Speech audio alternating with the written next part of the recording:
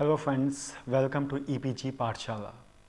Myself Dr. Manoj Kumar Sharma, and today we are going to discuss climate change.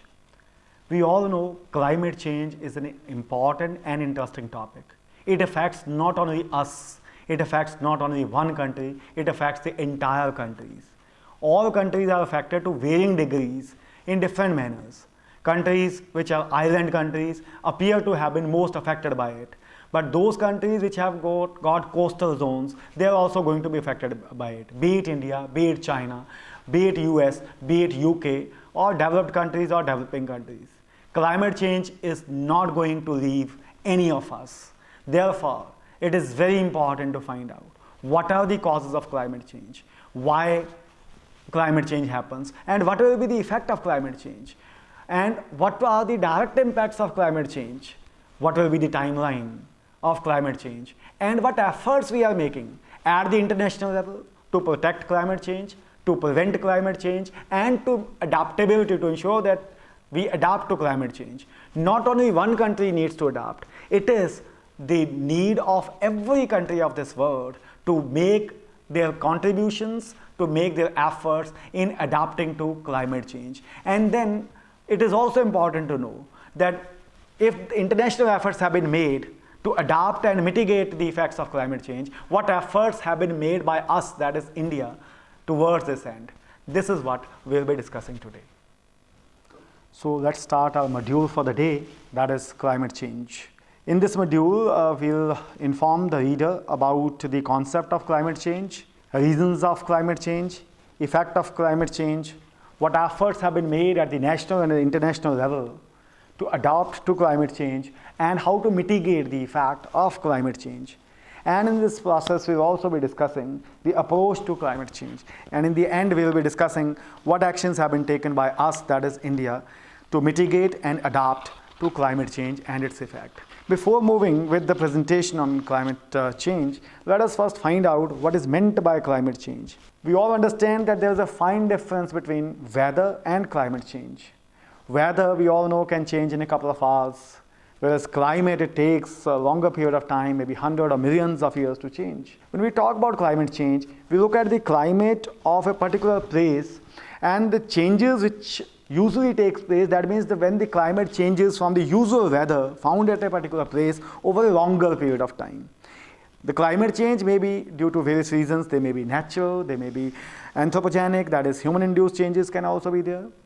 We have witnessed in the past also, human history is witness to the fact that natural causes have also contributed to change in climate. Whereas of late, the industrialization has caused climate change due to human-induced efforts. Due to climate change, various changes may occur, maybe changes in rain level, the precipitation, the snowfall, where it has been occurring. And accordingly, if we see the concept, the meaning of climate change, two meanings we'll be discussing. One is the meaning which is given by the IPCC, that is Intergovernmental Panel on Climate Change. As per the IPCC, climate change is the change in the state of the climate that can be identified. That is, with the help of statistical tools, statistical tests, we can identify the change in the climate, and this change is to be measured by changes in the mean, or this change is to be measured as to the variability of the properties of the climate. And as we said, that it is not for a small period of time. We look at climate change from a longer duration perspective. Therefore, the IPCC says it is a change in the state of the climate that can be identified by changes in the mean and or variability of its properties, and that change which persists for an extended period of time, typically decades or maybe longer. Therefore, it refers to any change in the climate over time, whether due to natural variability or as a result of human activity.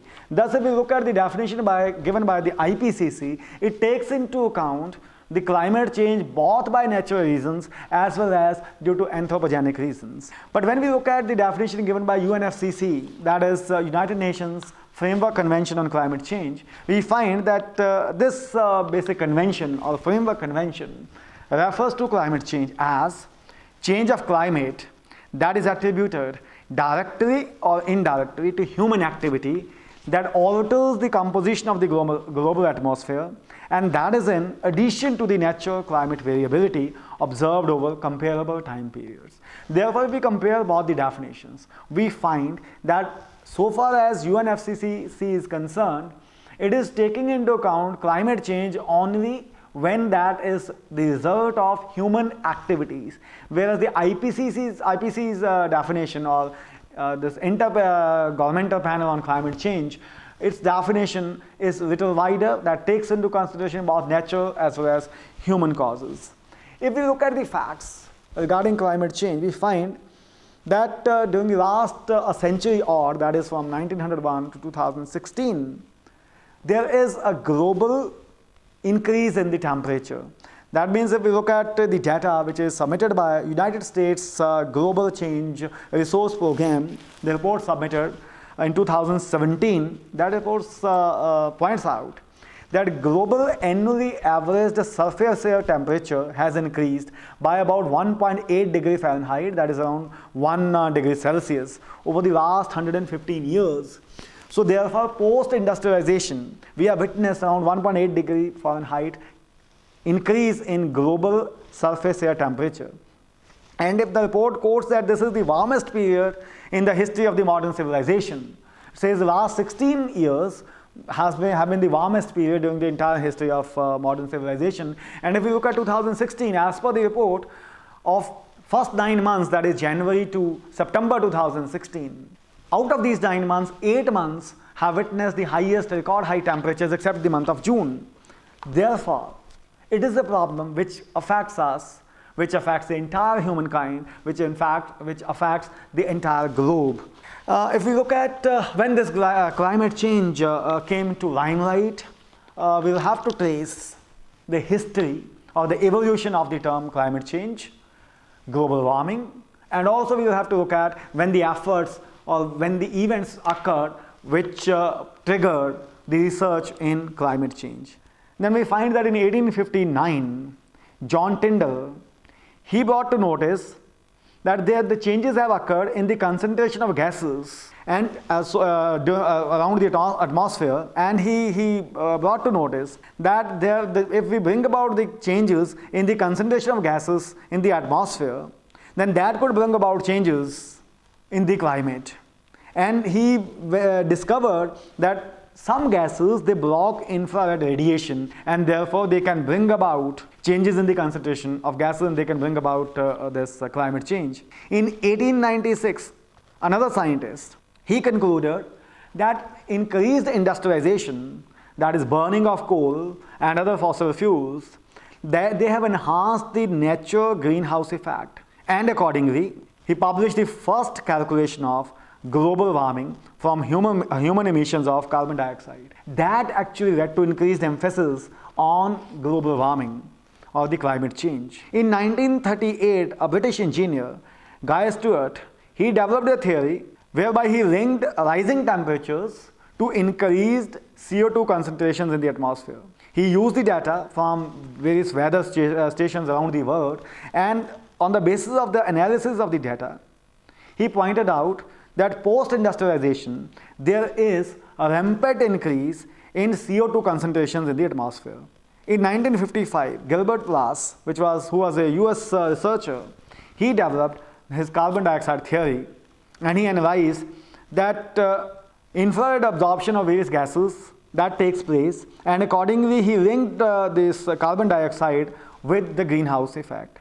In 1957, Roger Weil discovered that entire carbon dioxide which is produced by humans, that is not absorbed by the oceans, and therefore some portion of that carbon dioxide which is produced by humans, that goes into the atmosphere, since it is not absorbed by the sinks.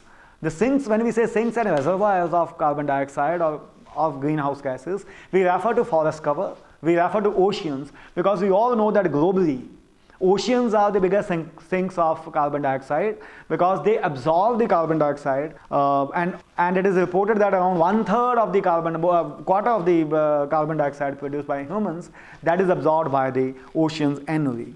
If you look at another development that took place in 1958, when US scientist Charles David Keeling, He gave Keeling curve, and he started measuring atmospheric carbon dioxide at Mauna Loa in Hawaii. And this is therefrom we started. This facility is still existing, and the measurement of atmospheric carbon dioxide is still taking place at this facility. In 1975, Wallace Walker, he coined the term global warming in his paper Climate Change, where he discussed that we are at the brink of pronounced global warming, which gave added emphasis and added impetus to the global concerns towards climate change. If we look at the 1950s, we were in a state of denial. We were in a state that we were not ready to accept that climate change is occurring due to the human induced factors. But then, slowly and gradually, as the science progressed, we began to realize that human efforts or human activities, particularly production of greenhouse gases, that is causing change in the climate, and which change can be detrimental to the survival of humans and survival of this planet Earth itself. And accordingly, we see that the parties entered into a Vienna Convention in 1985, which was followed by a Montreal Protocol in 1987. Thereafter, we find that an intergovernmental panel on climate change was established in 1988, which paved the way for a most important international effort to contain, to adapt and mitigate climate change, that is UN Framework Convention on Climate Change. Before we discuss briefly these conventions and international efforts, let us move on to the next section of the presentation, that is effects of climate change. We all know that climate change is detrimental, it is adverse to human activities, it is adverse to humans, ecosystems and other living organisms on this planet Earth. But if you look at the basic effects of climate change, we find that there is a global temperature rise. And we all know that global temperature rise can be dangerous because it is leading to increase in the level of sea. That is, we find that sea level is rising.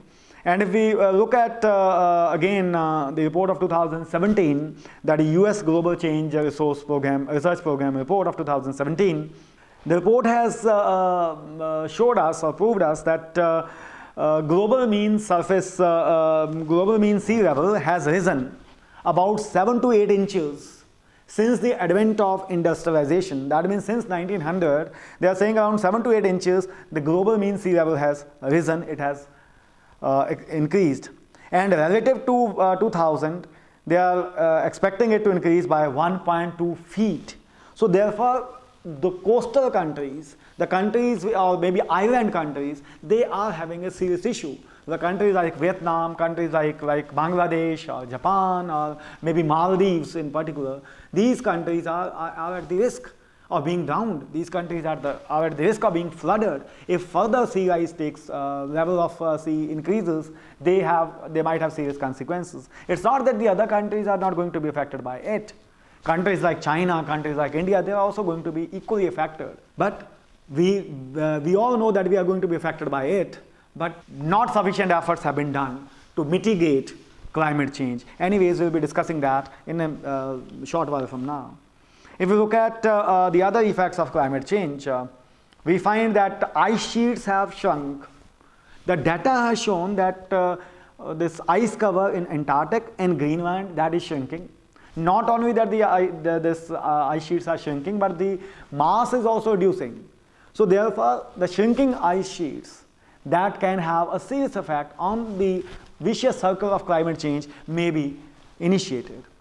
Glaciers are reducing, whether it's the Himalayan glacier or whether it's Alps or other parts of the world. We are finding that the glaciers are retreating from this world. Not only this, as we said, oceans are the sinks of carbon dioxide. They absorb the heat, they absorb the carbon dioxide, and almost quarter of the carbon dioxide produced by human activities, that is absorbed by the oceans. Therefore, there is an increase of carbon dioxide absorption by seas, and the reports have shown that the carbon dioxide absorption by seas have increased by 2 billion tons, which has led to warming not only of the surface waters, but also It has led to warming of waters at all levels or at all depths of sea, which is affecting the ecosystem.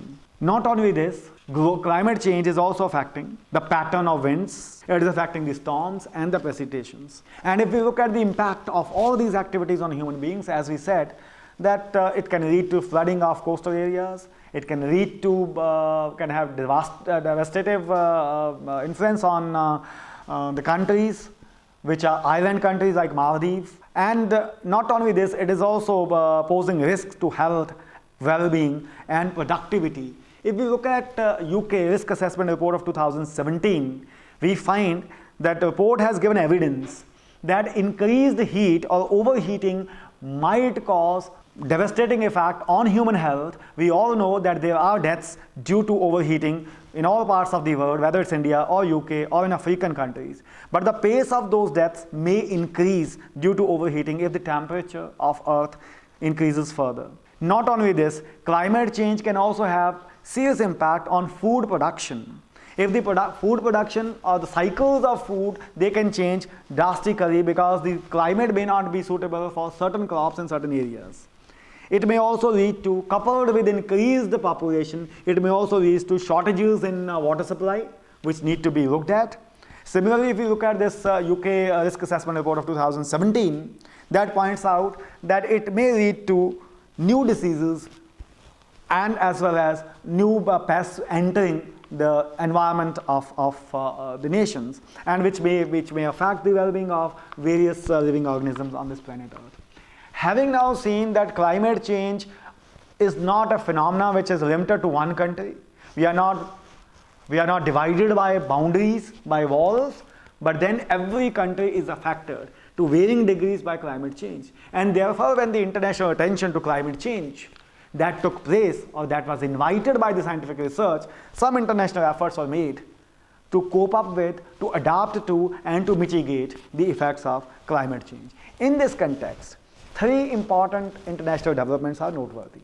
One, the United Nations Framework Convention on Climate Change, under which two very important supplementary agreements have been entered into. One is Kyoto Protocol of 1997 and others is much talked about Paris Agreement of 2015.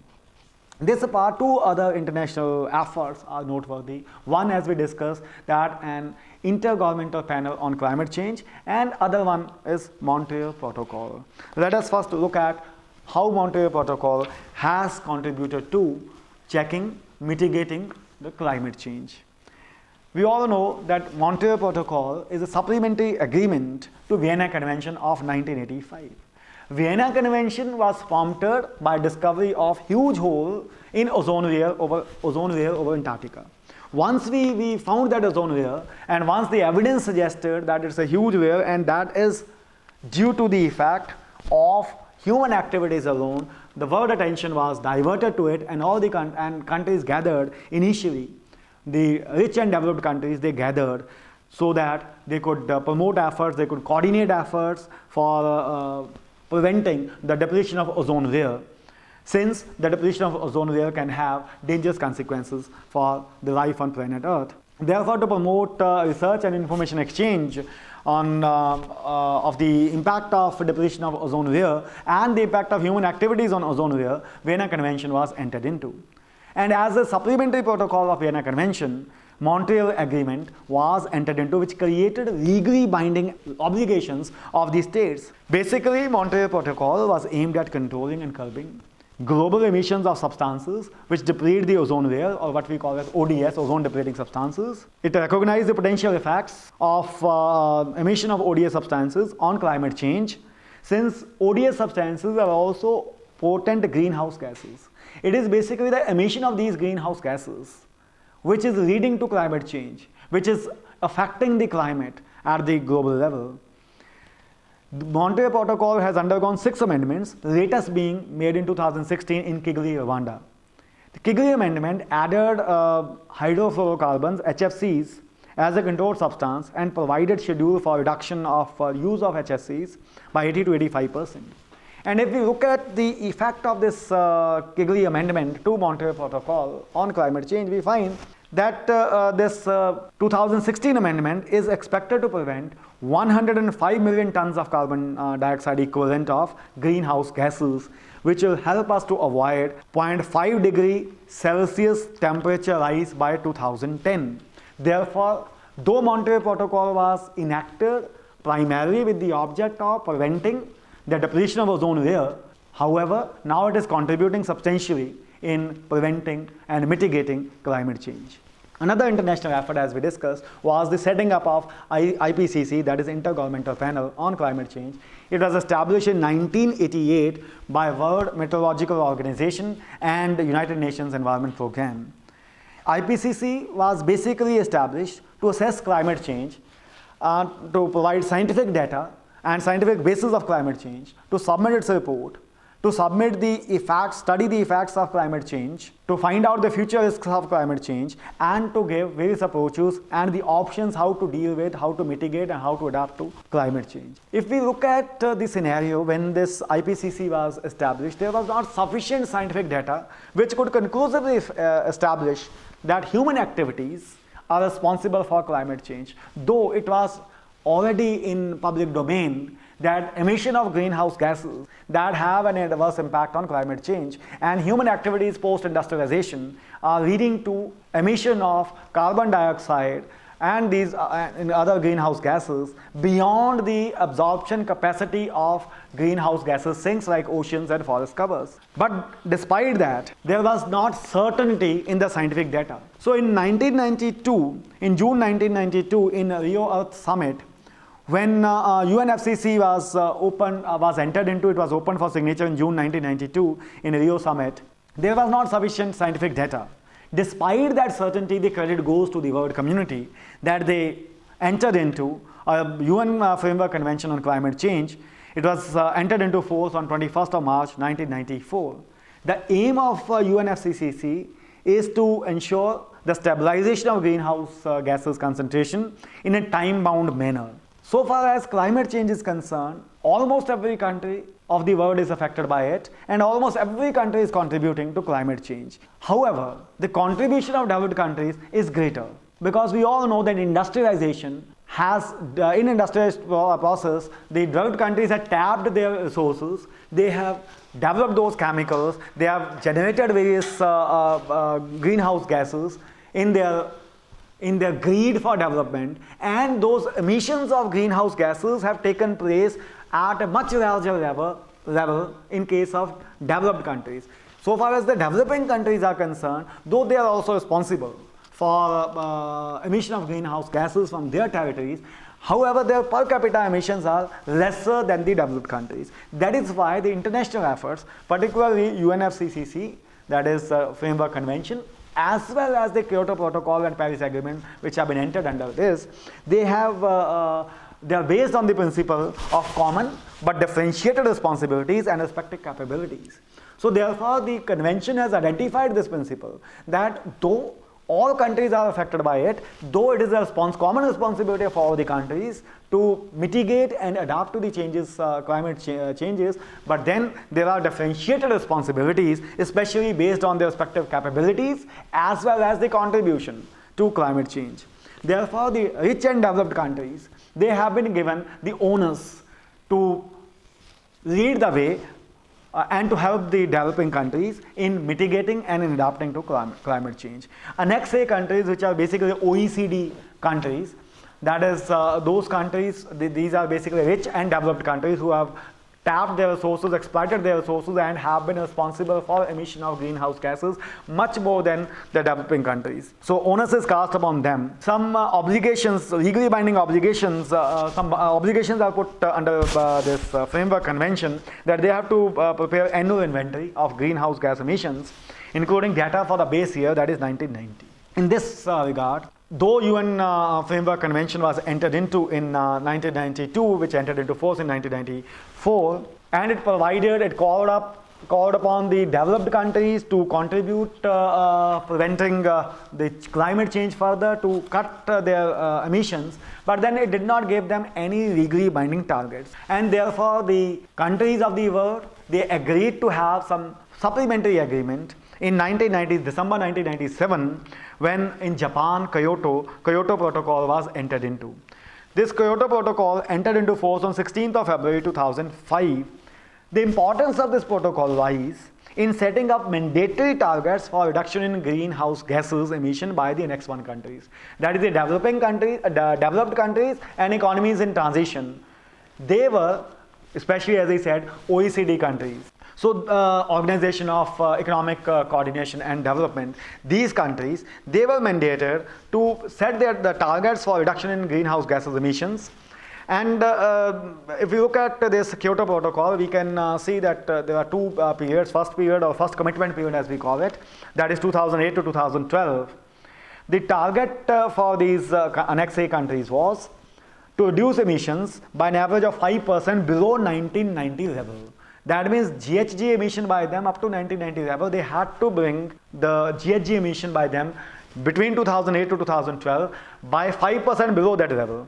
But then, as we said, the principle, the convention recognized common but differentiated responsibilities. Therefore, different targets were set for these developed countries also. For example, for European Union, the target was 8%. For US, it was 7%. For Canada, it was 6%. So different targets were set during the first commitment period of 2008 to 2012.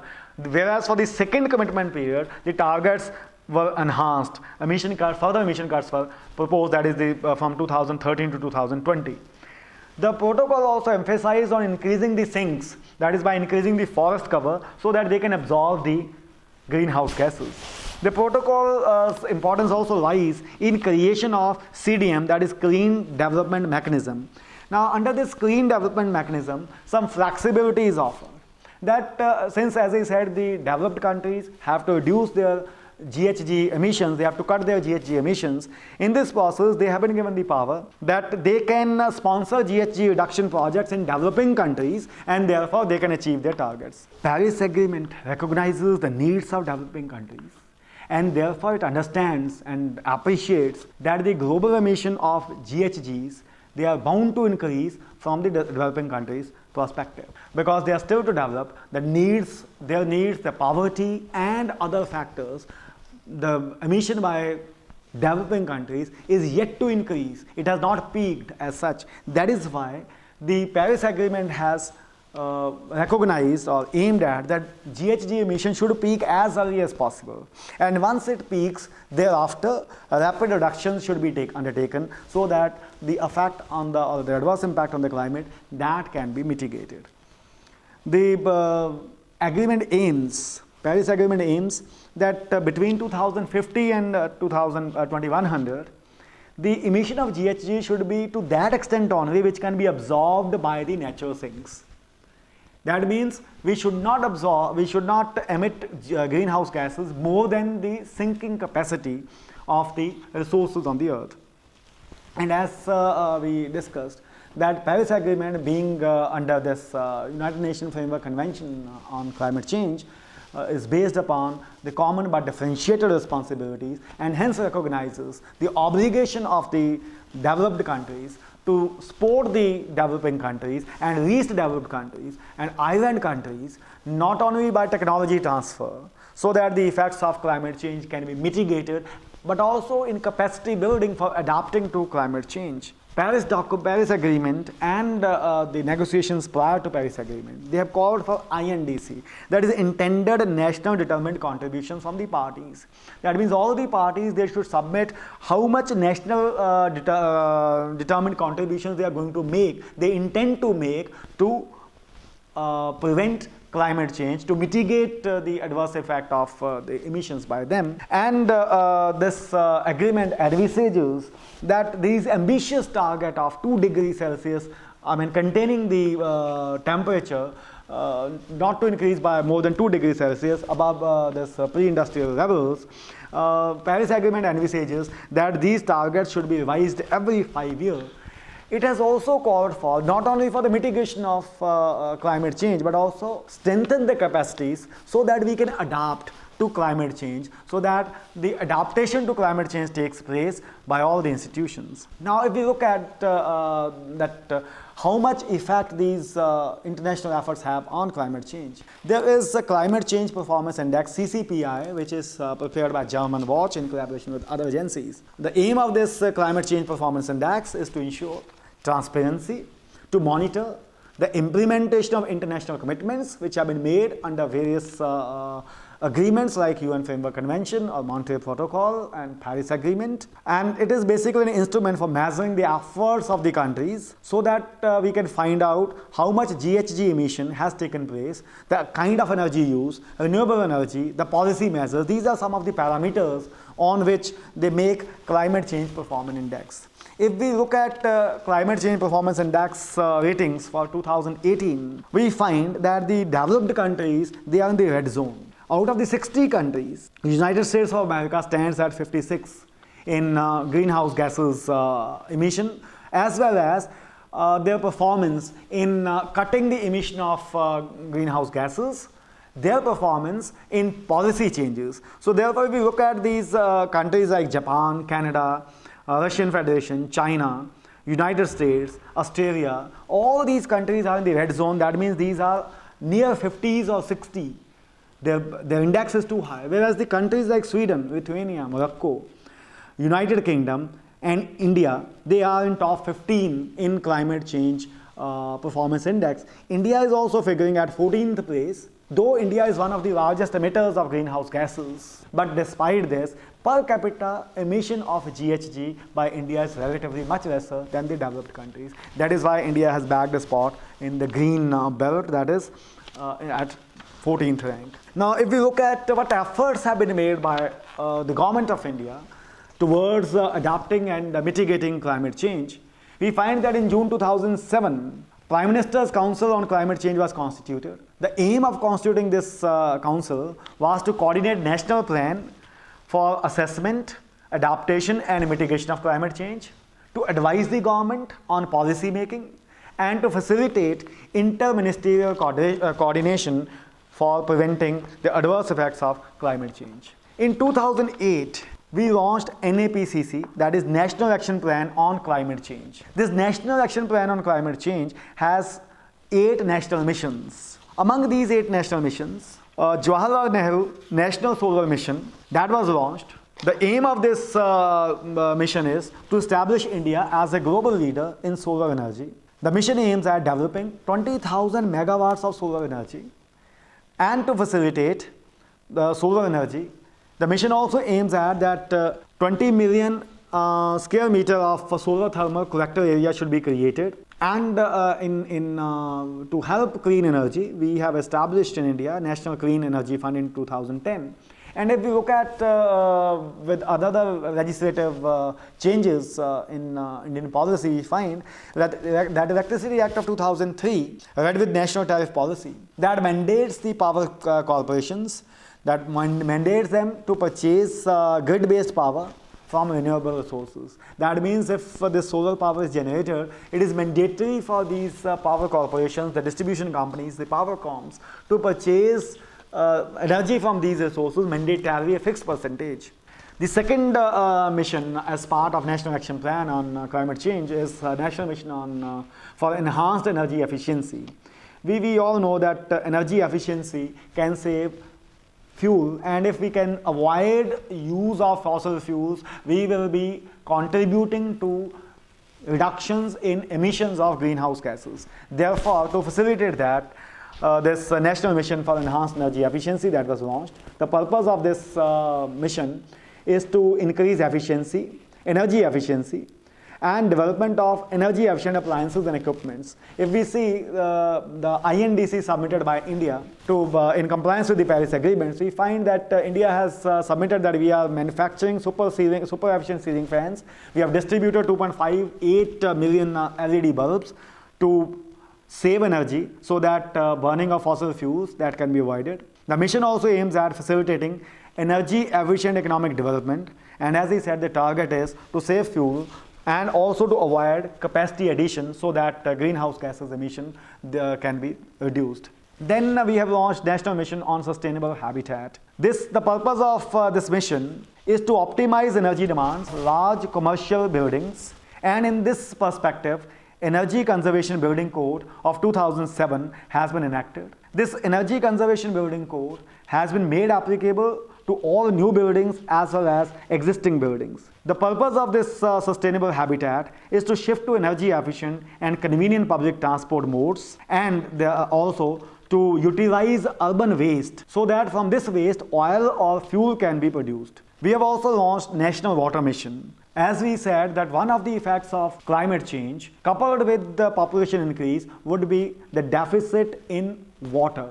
That means water availability for various purposes, human use, agricultural use, industrial use. Therefore, National Water Mission aims at conserving water, minimizing wastage, and promoting equitable distribution. In accordance with these objectives, National Water Policy of 2012 that was revised, we have created groundwater monitoring wells, and we are also generating water database. India has also launched National Mission for Sustainable Agriculture to comply with its commitments towards climate change. This mission aims at developing agriculture and agricultural practices which are ecologically sustainable and also ensuring food safety, food security and safety side by side. The mission aims at promoting on-farm water use efficiency and improving soil health management. If we look at the efforts made by India under this mission, we have already developed more than 11,000 hectares of degraded land, and that is being used for agriculture purposes. India has also launched National Mission for Sustaining the Himalayan Ecosystems.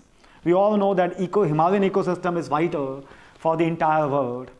The Himalayan ecosystem contains and is responsible for biodiversity, and therefore the mission aims at protecting, conserving and promoting biodiversity and protecting wildlife of Himalayas. Under this mission, the purpose is to identify various institutions on Himalayan ecosystems which can provide or bridge the knowledge gap so that we can create centers of learning where the research can be promoted, which can conduct research on the adverse effects of climate change on the Himalayan ecosystem and how to mitigate this effect on Himalayan ecosystems. Under this mission, the programs have been initiated for identification and training of experts. We have also enacted an observational network where the climate change scenarios can be observed in the Himalayas. Then we have launched a national mission for a green India. The purpose of this mission is to increase forest cover on 5 million hectares of forest and non-forest land so that the natural sinks can be increased, so that the carbon dioxide can be absorbed by these natural sinks, that is the forest cover.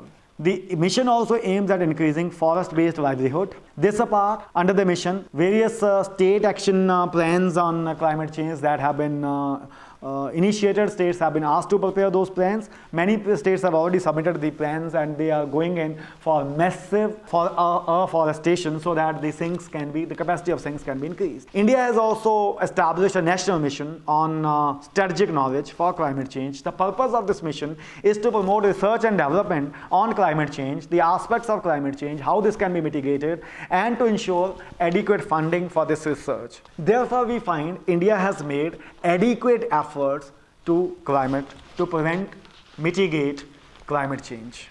Dear students, today we have analyzed what is climate change, what are the effects of climate change.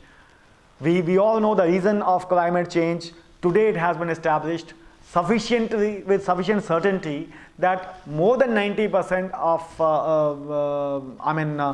the human activities are responsible for more than 90% of the climate change, that is the emission of greenhouse gases due to human activities. And we all know that climate change is detrimental to the survival of this planet. Today we have understood that to prevent climate change and to make adaptation towards climate change, various efforts have been made at the national and international level. At the international level, Montreal Protocol was enacted, though that was enacted with the purpose of dealing with hole in ozone layer, but it has also contributed towards mitigating climate change. This apart, we have the Framework Convention, UN Framework Convention on Climate Change, where the approach of the international documents, whether it's Kyoto Protocol, whether it is Paris Agreement or Framework Convention, the approach is towards both mitigation as well as adaptation. The initial emphasis of the international efforts was towards mitigation, whereas now we are also concentrating on adaptation. These international efforts are based on a very important principle: common but differentiated responsibilities and respective capabilities, meaning thereby that the developed countries should be contributing more towards mitigating climate change and towards capacity generation of the developing countries. They should help the developing countries by generation of funds as well as by technology transfer. And we have also learned that India has also made efforts towards mitigating and adapting to climate change by initiating, not only that we have enacted a council, Prime Minister's Council on Climate Change, to advise the government to make policy decisions, but also we have 8 national missions have been there, which are basically to comply with the international commitment towards climate change.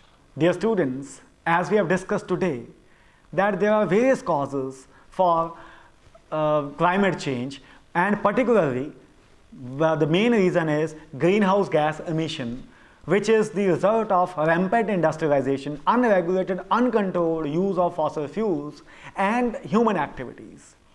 These human activities have dented and they have contributed significantly towards greenhouse gases concentrations at the atmospheric level, and they have led to increase in surface temperature, they have led to increase in global temperature, and global mean sea level has risen. Not only this, we have also discussed how the Arctic and the ice glaciers are melting, how the ice cover is slowly decreasing. We have also discussed today what international efforts have been made to deal with this all-important issue. We have discussed that at the international level, we have Montreal Protocol, which is a supplementary agreement to Vienna Convention of 1985. We have also this most important United Nations Framework Convention on Climate Change. And under this UN Framework Convention, we have entered into Kyoto Protocol in 1997, and recently in 2015 we have entered into a Paris Agreement, which has been ratified by many countries of the world, which is going to take effect in 2020. The purpose of these international efforts is to mitigate the climate change effects and also to prepare ourselves to adapt to climate changes. India has also contributed significantly. Though India was not duty bound under the United Nations Framework Convention Annex 1, because we are a developing country and the convention recognizes the needs of developing countries, and it had not put any legal binding framework for us, the targets for us regarding climate change. But India has been voluntarily under the UN Framework Convention, and of course having ratified Kyoto Protocol and being a party to Paris Agreement, we have been making efforts to reduce the evil effects of climate change. In this context, we have established Prime Minister's Council on Climate Change, and to help that council achieve the objects, we have 8 national missions to achieve the target of mitigating and adapting to climate change. Thank you.